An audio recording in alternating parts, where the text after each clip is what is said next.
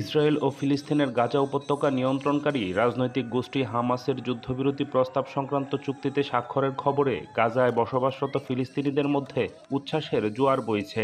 চুক্তি স্বাক্ষরের খবর প্রকাশিত হওয়ার পর গতকাল রাতেই আনন্দ মিছিল বের করে গাজার দক্ষিণাঞ্চলীয় শহর খান ইউনুসের বাসিন্দারা।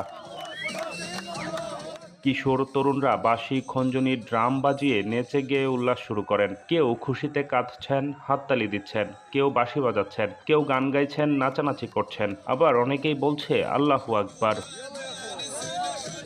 ইমান আলী কৌকা নামের এক তরুণ এখনও বিশ্বাস করতে পারছেন না যে যুদ্ধবিরতি চুক্তি স্বাক্ষর হয়েছে। রয়টার্সকে তিনি জানান, আজ আমাদের আনন্দের দিন, আমাদের দুঃখেরও দিন। এটা এমন দিন যার জন্য আমরা হাসব, আবার যুদ্ধে আমরা যাদের হারিয়েছি, যা যা হারিয়েছি সেসব স্মরণ করে কাঁদব। আমরা শুধু আমাদের বন্ধু, স্বজন এবং ঘরবাড়ি হারাইনি, আমরা আমাদের শহর হারিয়েছি। এই যুদ্ধের মাধ্যমে ইসরায়েল আমাদের প্রাগৈতিহাসিক আমলে ঠেলে দিয়েছে।